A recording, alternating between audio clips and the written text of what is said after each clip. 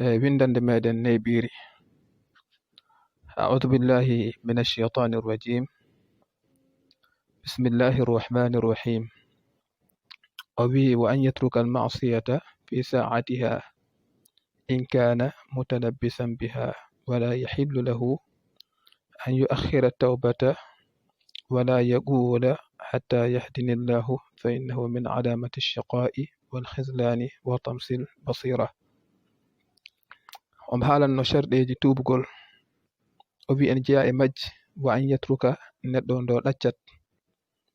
ndo woppartan almasiyat gofol Allah fi saatiha e saha gofol ngol in kana so woni kay so laati laatadi won wondi mutalabbisan ko ɓorniɗ kanko neɗɗo woni ko narɗa walla mbiya ko gonɗo mbiya e nder ngol ɗon gofol. En jeeya sharɗeji tuubgol neɗɗo sa felliti ara tuub kal bakkar mo gonnoɗa e nder mum a ɗaccat bakkar on ɗon.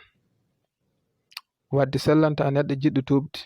mbiya min de kam mbeɗen yiɗi tuubde kono noon ham gasna wadde ngol ɗo gofol ngol gonmi e mum. Sen mbaɗi yiyere tan neɗɗo so tawi omo jogii jawdi ndi ngannduɗaa ndi taw laaɓaani taw ko gujjuɗo jawdi ndi walla omo jogii hunde mo huutiroo taw hunde nden ɗon huutira ɗum nde moƴƴaani to bi maana taw wona hunde dagiinde to baŋnge sharia o wiyata kay ham gasna ñaamde ndiɗo jawdi hannde mi tuubana Allah ala waɗɗima kay jawdi ndin ɗon woto fat ha ina gas yo ƴettu jawdi ndi o nawtan joomum o tuubana Allah Allah fuɗɗo jaɓandombo. kono noon neɗɗo mbeɗen yiɗi tuubde e ndiɗo jawdi ndi gujjunomi mbeɗen yiɗi tuubde e ndiɗo jawdi taw komi jamfinoɗo walla komi taƴnoɗo a yawnot tan hasko jawdi ndi gasani jawnoɗa ndertina gofol ngol ɗon mbasa jokkude huutorade ndin ɗon jawdi nawtana joomum sa pari noon nimsa mbiya yo Allah yaafe Allah fuɗɗo yaafadam. kono noon neɗɗo so gollirani hon noon woni e nder gofol o wi ha o gasno gofol ngol o fuɗɗo woppude ɗum ɗon on tubabuy Allah jaɓata ɗum. neɗɗo kadi wawi sodde ɗo gorosaji makko taw cigarette simmi enen gandi ko hunde harmude e to banggue sharia somo hutiro ɗum o wiyata kay ham gasna ɗeɗo pakkareje mi fuɗɗo tuubde ala haade kay mi yiɗi tuubde hen Allah jaɓantam tuubgol ngol yataw en jarnaba kam yidde hakkude makko e Allah e duttugol hakkude makko e Allah yataw en jarnima weddade ɗiɗo megoji o rutto noon e Allah Allah hande fuɗɗo yiide e makko mande pellital timmugal nden e makko. kono noon so tawi kam wayani noon ɗon tuubgol makko ngol wawata sellude. wala yahillu lahu dagnaki neɗɗo kellifaɗo so woofi Allah en harmi e dow neɗɗo kellifaɗo an yu akhira ndo neɓnude bi mana ndo lelnata tan attawbata tuubde neɗɗo sa waɗi gofol tan joni waɗa feere tuubna Allah ɗon e ɗon. so leeli tuubde tan kadi leldom nde tuubde ɗum noon ko ɗum bakar goɗɗo hande o waɗi bakar oɗo e ñalawma hande o so wasi tuubde ha ñalawma janngo o ay ko wasi ko tuubde ha jangga ɗum ɗon kadi ko ɗum gofol ngol ganduɗa ngol jiidani e ngol o watno ngol e ñalawma hande o. so tawi kadi o tuubani ñalawma janngo ko wasi ko tuubde e ñalawma janngo kadi ɗum noon kadi wonta gofol gongol bi mana wadde en gandi bakar neɗɗo so golli ɗum so tuubani bakar o wonat tan ke jibinde bakar ha ndo tuuboy ndo tuubno e Allah taw ko tuubgol laaɓgol e on ɗon bakar fuɗɗo dartade. wala yaqulu neɗɗo woto wi min kay hatta yahdinillahu ha Allah fewndami tan momi feewa min kay mi wonatni tan peewal ke jungo Allah woni so Allah fewndi neɗɗo tan fewat ala Allah gon kañum woni pewndowo Allah kañum woni dokowo Allah.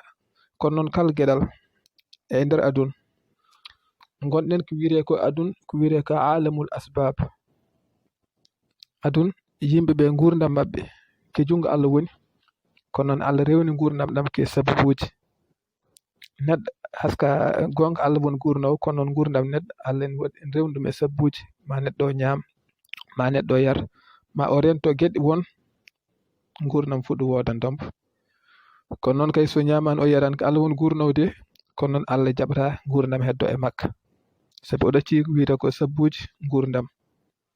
wadde pewal ne ke jungo Allah woni ko Allah woni pewdowo Allah kañum suɓoto neɗɗo yo feew neɗɗo fuɗɗo wawde fewde wadde Allah noon kanko woni cuɓotoɗo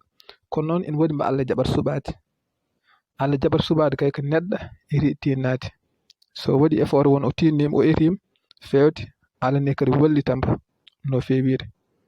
neɗɗo kadi so itima majjude o jaɓani fewde o jaɓani huccude e lawol foccare o jaɓani huccude e lawol moƴƴere ay mo taw ma Allah wallum kanko neɗɗo o kadi holno wonir neɗɗo majjuɗo wadde neɗɗo kam yo tinno o yero kam tubande Allah wasa wiide ha Allah fewndam tan nde Allah fewndimi fof tan mom feewa nde Allah yaltinimi e nde ɗo bonande fof mom yaltu ala kanko neɗɗo yo erta sabi ko Allah wi wa yahdi ilayhi man yunibu Allah en fewndo faade muɗum taw ko neɗɗo duttiɗo faade mum eyi mburuta ko noon Allah ɗaccidaro on tan e hoore muɗum ɗaccam e nder majjere makko nde ha ndo yiɗo yaltude hen fof Allah wallam no yaltiri hen ay fa innahu no haaldi kaɗo haal ɗum ɗon de min alamati jeyake mande achaqa e malkis ɗum ɗo heewi haalde kaɗo haal ko neɗɗo mo ganduɗa o tawa mo jogorani malede ko ɗum mande e nder maali malkis neɗɗo malkisaɗo sa wi ɗum ni tan en heewi wiide e peewal ke jungo Allah woni so Allah fewndi kam tan mon feewa o wonir noon o woor noon o wasa yaltude e bonande nde ha Allah yaltinamo aduna o won neɗɗo malkisaɗo wadde haalde ngol ɗo konngol neɗɗo malkisaɗo en heewi waade hon noon wadde neɗɗo kadi rento wiide noon nde sa ƴeewi hay kufar en ɓe mbiyanno annabi an haade mbiɗa peewal kay ke jungo Allah woni minen kay so tawi min mbaɗi ɗum ɗo min joydima amen ndew sanamuji amen jar sangaruji amen mbaɗ nde ɗo bonande wallahu amarana biha wadde ko Allah kay kañum ɗacci jomen mbaɗ wadde komin mbaɗat ko Allah en yaadi hen eyi ɗum ɗon noon ko ni en mbiranno wadde neɗɗo kadi wiɗom nde ngollon konngol wadde ko ɗum mande e maali malkis wal hislan e mande wembede eyi wembede woni neɗɗo Allah ɗaccidam e hoore makka aɗa andi neɗɗo somo golla ko moƴƴani somo waɗa ko fewani Allah en andinamo Allah en wallitamo tan hollambo no kanko nde kam ko waɗi ko moƴƴani hollambo e nder ɓernde makko nde ɓernde nde anda ɗum ɗo de kam wona golle moƴƴe o wawa ruttade kono noon so ñiibi e gofol ha tolnima nokku won hanti Allah ɗaccatambo kanko neɗɗo o hande signal uji ɗi Allah weddotono ɗi e ɓernde makko nde ɗi en pamminama ko woni ko e dow muɗum ko ɗum hatar woni ko ɗum danger mawɗo ko ɗum hunde ganduɗa ne bonde hulɓinide fakirde fotde dogede fotde woppede fotde woɗɗede e rentede ngollon kulol ɗeɓata Allah sortata ɗum e makka sen ƴeewi tan yeru neɗɗo somo waɗa bonande tawa meeɗa wadde wone dégaji won hande so fuɗɗim narte hen tan enen gandi ɓernde nde deƴƴata ay ko wasata ko deƴde basgol deƴde ɓernde nde ɗum ɗon woni Allah suwa ɗacciddom e hoore makko Allah en won appareil mo waɗe ɓernde nde kañum en anda kanko de hande ɗum ɗo ko wujji ko hande ɗum ɗo ko ɗum bonande mawde sabu o wowani ɗum wadde ɓernde nde kañum en huul omo jogo hen fayre kono noon so tawi noon o waɗi gofol ngol o watti gofol ngol o ñiiɓi ko baɗa o suɓoyi seeɗa tan hande o waɗat joni so welama o ɗano ha o watta harde sabu o tinta ɗum sabi appareil on ɗon Allah koko sotti ɗum e makko hande ɗum ɗon woni ko wiyete ko hislan eyi wo tamsil basira ɗum ɗon woni momtede jiiɗe ɓernde woni ko fonno ko yiide Allah e ɓernde makko hul Allah e ɓernde makko nde miijo Allah rutto e Allah ɗum ɗon Allah momtat ɗum hislan kañum won tamsil basira ɗum ɗo komi atfu bayan e mbiyat ɗum atfu bayan konngol ngol ɗo jokkira hen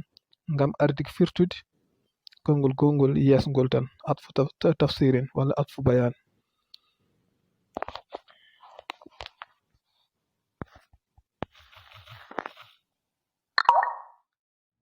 musidɗo aɗa ñaaga nde mbasta yejjirde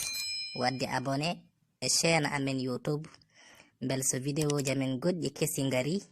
mbawa yottadom.